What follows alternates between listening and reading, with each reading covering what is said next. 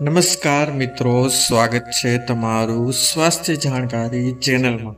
મિત્રો આજે જોશું કે કયા સમયે અને કયા વારે વાળ અને નખ કાપવાથી આપણને પાપ લાગી શકે છે।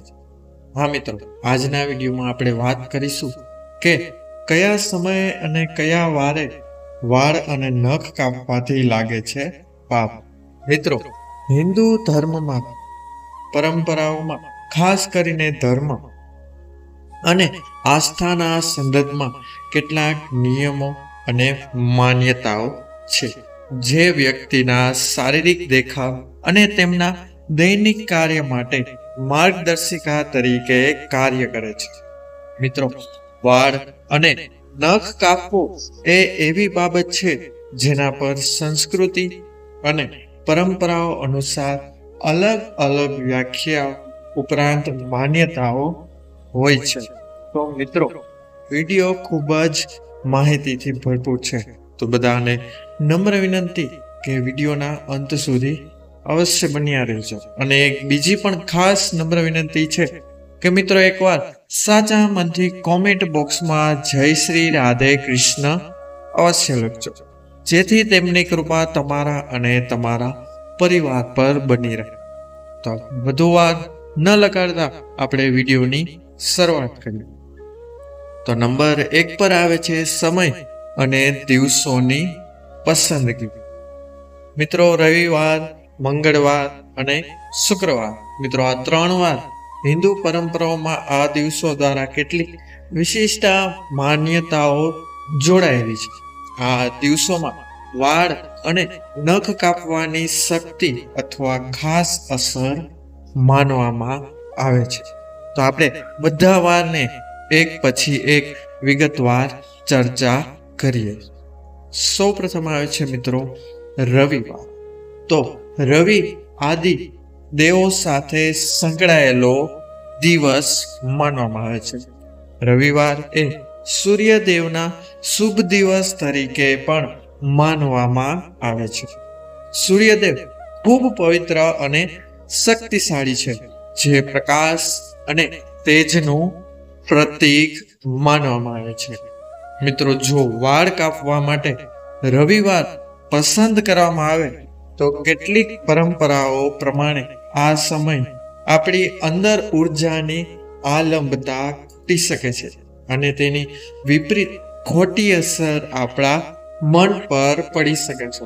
આ દિવસમાં કેટલાક લોકો વાળ કાપવા ન જવાની સલાહ આપતા હોય છે, કારણ કે આ સમય વાળ કાપવાથી શરીર પર અનુકૂળ અસરો થવાની ધારણા બંધાય છે।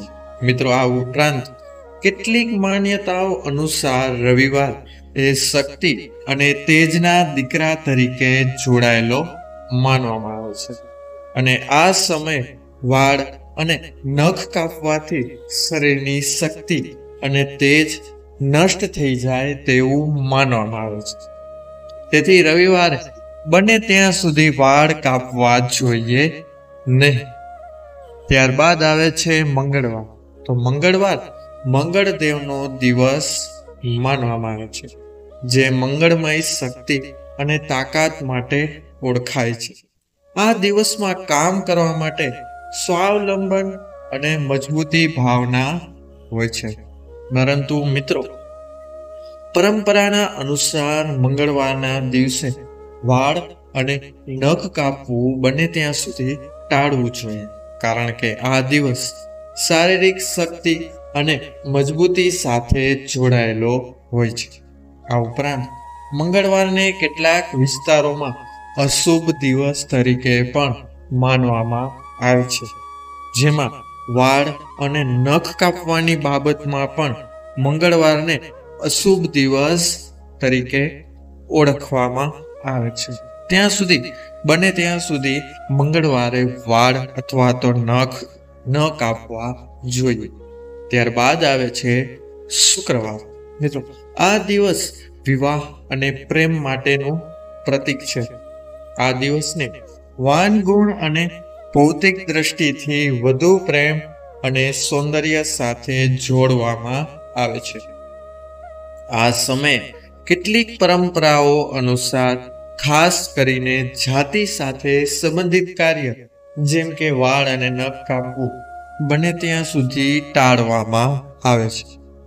તેથી આ 3 વારના દિવસે, જેમાં રવિવાર, મંગળવાર અને શુક્રવારનો સમાવેશ થાય છે, આ 3 વારે બને ત્યાં સુધી તમારે વાળ અને નખ ન કાપવા જોઈએ. હવે જોઈએ મહિનાની પસંદગી. તો સૌ પ્રથમ મિત્રો તેમાં આવે છે શ્રાવણ માસ. મિત્રો, શ્રાવણ માસ એ મહાદેવને સમર્પિત મહિનો માનવામાં આવે છે. આ શ્રાવણ મહિનો એ ધાર્મિક અને આધ્યાત્મિક રીતે પવિત્ર મહિનો હોય છે. આ મહિનામાં શ્રદ્ધા, ઉપવાસ અને યાત્રાઓ માટે ખૂબ જ મહત્વ ધરાવે છે. આ સમયે વાળ કાપવું ક્યારેક પાપ માનવામાં આવે છે. આ મહિનો ભક્તિ અને ધ્યાનમાં પ્રવૃત્તિ માટે મહત્વનો હોય છે. આ મહિનામાં કેટલાક લોકો સંસ્કૃત ધર્મના અનુયાયી તરીકે વાળ અને નખ કાપવામાં પાવનગી એટલે કે બાબતને માનતા હોતા નથી. એટલે બને ત્યાં સુધી આ મહિનામાં પણ વાળ અથવા તો નખ કાપવા ના જોઈએ. તમે આ મહિનાની શરૂઆત પહેલા બંને કાપી શકો છો.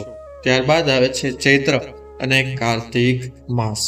મિત્રો, આ મહિનો પણ ધાર્મિક ઉદ્દેશો માટે જ જાણીતો છે, જેમાં કેટલાક વ્યક્તિ વાળ અને નખ કાપવાનું ટાળે છે. ત્યારબાદ જોઈએ તો એ છે ફાગણ અને વૈશાખ મહિનો. આ 2 મહિના પણ અનેક સંપ્રદાયોમાં પ્રસ્તુત છે.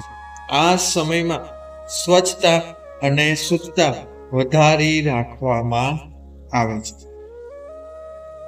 ત્યારબાદ જોઈએ મિત્રો અમુક પ્રકારની સંતુલિત માન્યતા. તો એમાં છે વાળ અને નખ કાપવાનો સદગુણ. મિત્રો, કેટલીક પરંપરાઓમાં સાફ, સચોટ અને સ્વચ્છ રહેવું ખૂબ જ મહત્વપૂર્ણ માનવામાં આવે છે.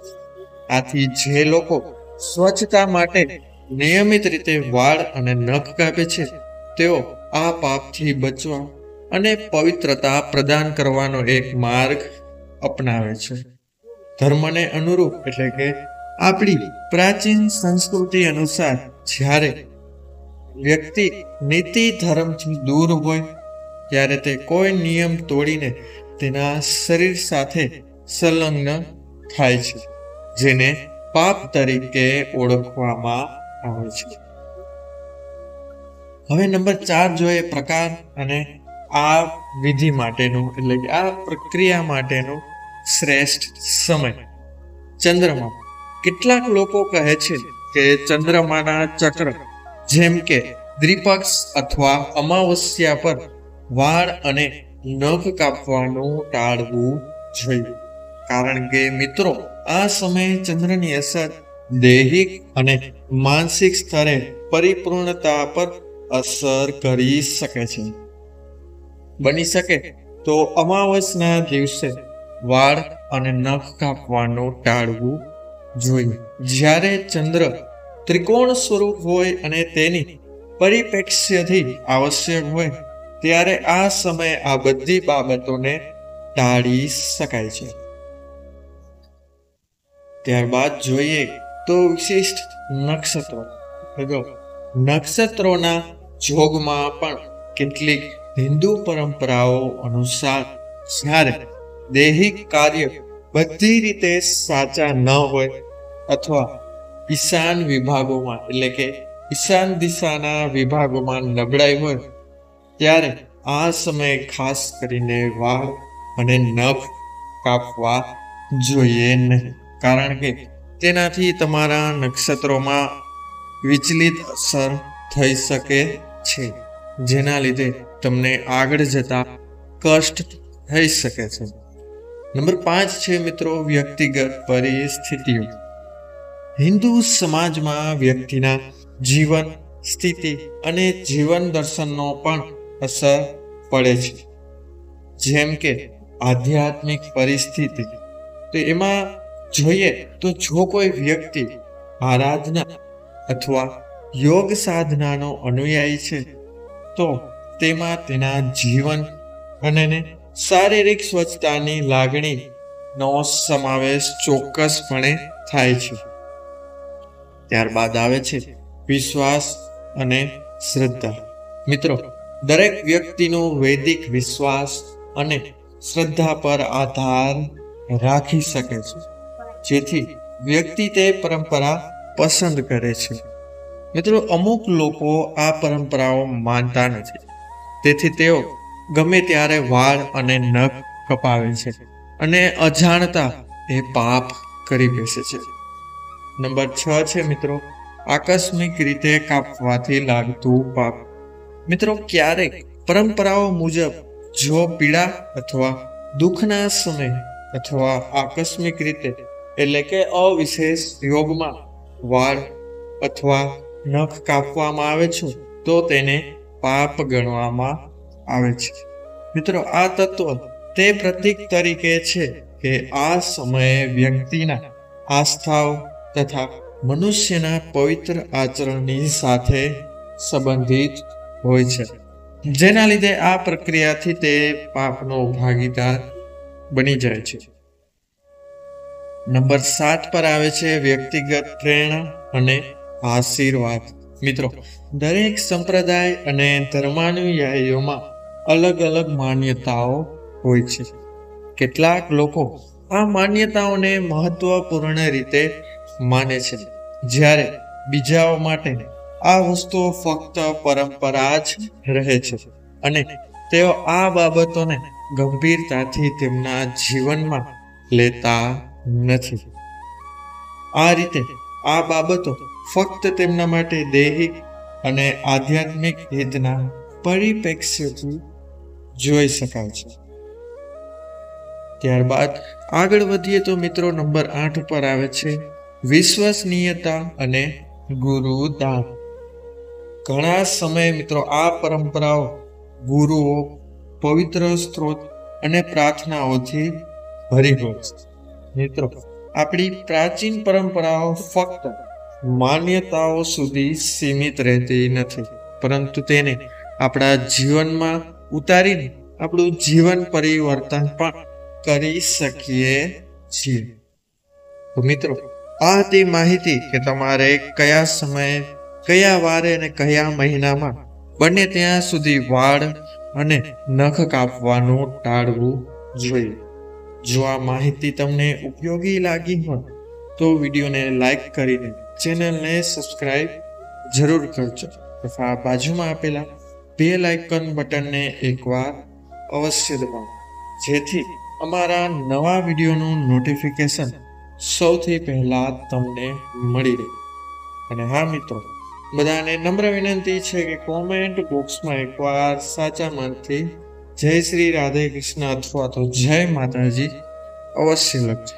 તો મળીશું મિત્રો હવે નવા વિડીયો સાથે, નવી જાણકારી સાથે, નવી માહિતી સાથે. ત્યાં સુધી બધાને મારા હર હર મહાદેવ, જય શ્રી રાધે કૃષ્ણ, જય માં બુદ્ધ ભવાની. બધા લોકોએ વિડીયોને અંત સુધી જોયો તે બદલ બધાનો ખૂબ ખૂબ આભાર. બધાનો ખૂબ ખૂબ ધન્યવાદ.